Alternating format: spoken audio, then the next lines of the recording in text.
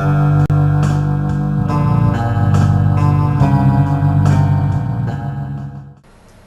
back to Living the Wiccan Life. In this segment, we bring you our interview with Mike Nichols, author of The Witches' Sabbats. We're with Mike Nichols, author. You recently wrote a book, Witches' Sabbats. Right. Sabbats? Sabbats. Sabbats? Yeah. Okay. And one of the things about it, you were I've heard you mention a number of times, is that it's more of a historical basis. Correct. People ask me all the time, where do the Sabbats come from? Right. So where do they kind of come from? Well, actually, one of the points I like to make is that unlike other holidays that we're so used to in this country, like the 4th of July, which commemorates a particular thing in our history, the 8 Sabbats of witchcraft, they're not commemorating anything in history. They are the oldest holidays we have on our planet because they are basically a part of how our planet works. They consist of 4 holidays that are essentially astronomical, the 2 solstices and the 2 equinoxes that divides the year into quarters, and that's why they call them the quarter days. And then there are 4 more holidays in addition to that that are called cross-quarter days, which essentially bisect each of those quarters. So these days, these 8 days, are built into how our planet works. It's not anything that I like to say these holidays are not man-made, because they were here before man was made, or woman, or the dinosaurs, or life on this planet. You know, it's just a part of the way the Earth works. So that's where they came from, and that's why they're the oldest holidays we know about, celebrated all over the Earth. And not just by witches, but by a lot of cultures. A lot of cultures, exactly. And one of the things people talk about, and I know that you mentioned, that Christians, a lot of people say, oh, Christians took pagan holidays. Right. And they did. Do you have, somebody not knowing, why would have a reason why they would take these holidays? Well, I think there's been a long tradition in Christianity of adapting the older pagan belief systems and making them more relevant to Christian tradition. In fact, there was one pope in particular, Pope Gregory the Great, who issued a papal bull that instructed the priests and bishops to do exactly that. It was called baptizing pagan rites, or baptizing pagan rituals. And the idea was that it would be easier for the common peasant to become a Christian if they thought they were still worshiping Bridget, but now she's called Saint Bridget, and they were still worshiping her at the same old grove, although now there's a new Christian monastery built there, and they're still worshiping her on the same day, which was Bridget's Day in ancient Ireland, except now, of course, it's a holy day in the Christian church, Saint Bridget's Day. So it must have seemed to the local Irish peasantry like very little had changed. So it was a very, I guess, smooth transition of co-opting the older pagan ideas and Christianizing them and making people Christian before they kind of realized what was happening to them. And now I notice there's kind of a modern movement, even amongst Christians, recognizing that these are pagan holidays. Oh, absolutely. And some of them want to dump them, some of them want to do that. And that's actually, there's been a long history of that. Even the holiday of Christmas was illegal in Boston in the early days of this country because it was recognized by the Puritans that most of the Christian holidays were based on old pagan holidays.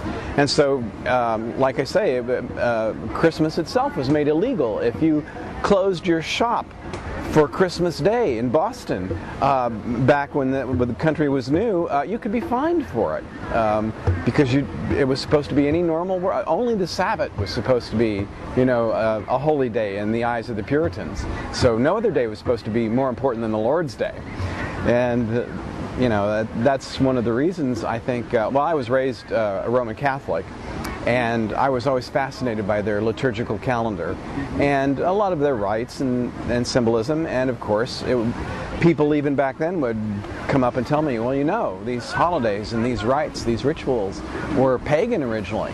Only they said it like it was a bad thing. And I eventually realized, these people are absolutely right, but it's not a bad thing. It's a good thing. And as I grew older, I realized that I loved the liturgy. It was basically the theology that I couldn't handle. And when I found paganism, And witchcraft, in my high school years, this was back in the 1960s, I just felt like I would come home. Now, that's wonderful. And now today, for you, it's 40 years later, huh? It is. And it's gotten to be, like this event, St. Louis Pagan Picnic. It's gaining popularity. Oh, at an unbelievable pace. Yeah. And I know that one of the things you've mentioned before is that sometimes people lack history. Right. That's one of the big things you talk about. Can you talk about a little bit why should people care about the history? Well, especially the younger people, they go, "Oh, I don't need it." Yeah, I know, and I'm guilty of that myself. I mean, I was when I was younger. History was my least favorite subject in school when I was in high school and college, and now I read history all the time. I don't know. I think people need a certain amount of age on them before they start realizing how important history is. Okay. And I think as people get older, they'll want to know where these roots came from. We had to fight really hard to get where we are today, and a lot of those fights were conducted early on, back in the 60s and 70s, and a lot of modern pagans and practicing Wiccans just don't know anything about it. And it's a shame because it's a really exciting story, and it's made possible for them to be where they are today. Because I've actually met a lot of young Wiccans who don't know who Gardner is. Yeah, I'm not surprised. I mean, that is something that we found that to be discovered to be true. I'm sure in a few years there'll be pagans who don't know who Starhawk was, or Margot Adler, or maybe Silver Ravenwolf. I don't know. It's growing so fast. It's hard to say. I think the one thing that a lot of us who are a little bit older, a little bit grayer, in this tradition worry about in terms of how fast we're growing is that we're growing so fast that maybe our traditions might be watered down by people who are coming into our religion and yet porting a lot of their original religious beliefs into their new belief system. So yeah, now maybe they don't celebrate Christmas, they celebrate Yule, but they celebrate it pretty much the same way. They don't go to church, they go to a coven meeting, but it's still kind of the same. It's like they've changed all the labels, but they haven't changed the underlying thinking. They haven't changed the mindset, and that's really important too. That takes work, and that's the hardest part of it to change. So it's kind of Yahweh in the dress syndrome. Yes. We've seen into that. As a person, because we do YouTube, we use a lot of modern technology to connect people. We find that a lot of people are connecting at a rapid pace. Oh, absolutely. Do you think that pagan books, writings that are coming out, because one of the complaints I get is that there are thousands of books on the market. Yeah. And that's got to be a relatively new phenomenon. It is.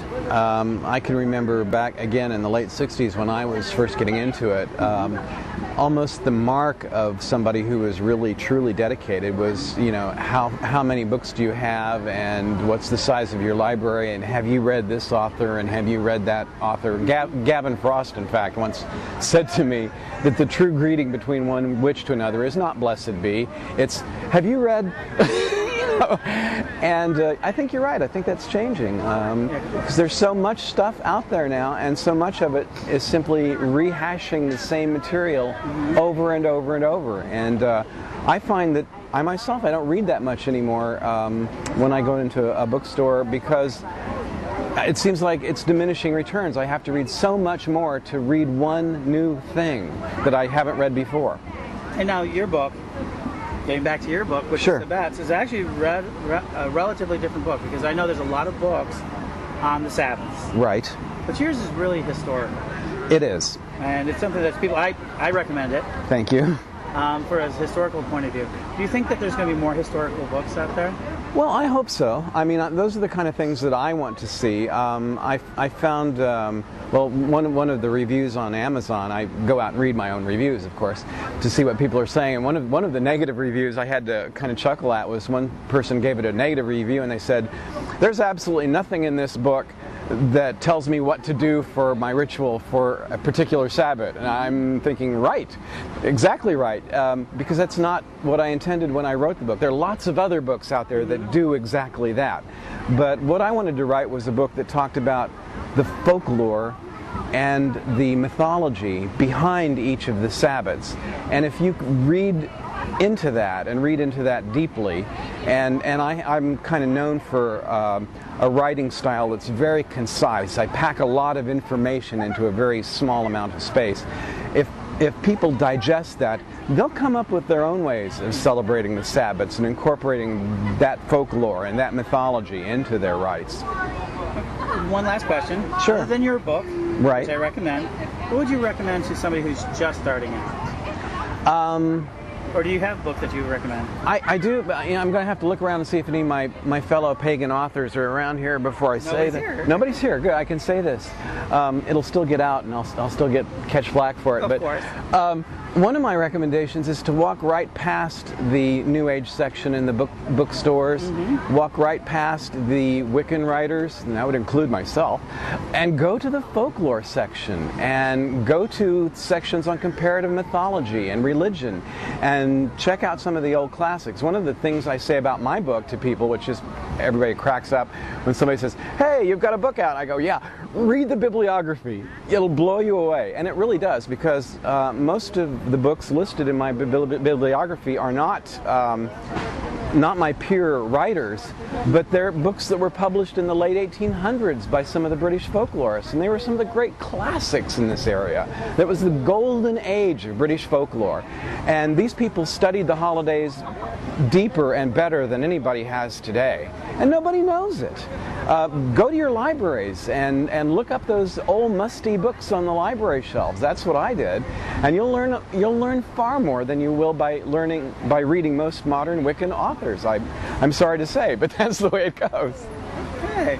Now, let me ask you, do you have people want to get a hold of you, or do they find out what you're doing? Do you have Sure. a website? I do have a website, and it's one of those long URLs on GeoCities, so I can't tell them to go to here because I can't even remember it myself. Okay. The easiest way to do it is just Google, in quotes, "the witches' Sabbats." Okay. And the first thing that comes up will be my website. That's perfect. Well, thank you very much. Oh, you're very welcome. Blessed be. Blessed be. I hope that you enjoyed this, our 50th episode, and you'll join us again next week for our 51st episode.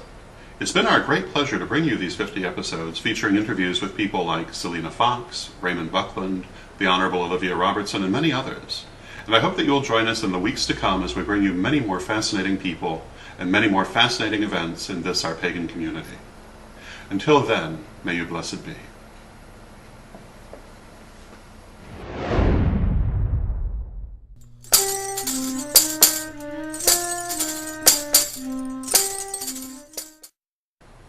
Can you name the traditional use of a bezoar stone? What about the twin brothers of Helen of Troy, after whom the constellation of Gemini is named? Or the Elizabethan doctor who pioneered Enochian magic? These and many other questions will be asked and answered at the Great Wizards and Witches Trivia Tournament at the St. Louis Pagan Picnic June 13th and 14th. Come out and join the fun and meet me and Oberon Zell. But, let's leave the hat for Oberon. This October, the world of pagan voices comes together in one global gathering, the Pagan World Congress. 5 days, over 100 hours, speakers, rituals, music, and town halls streamed across the world. Join the conversation, shape the future, be part of history. The Pagan World Congress, October 9th through 13th, 2025. Online at paganworld.co.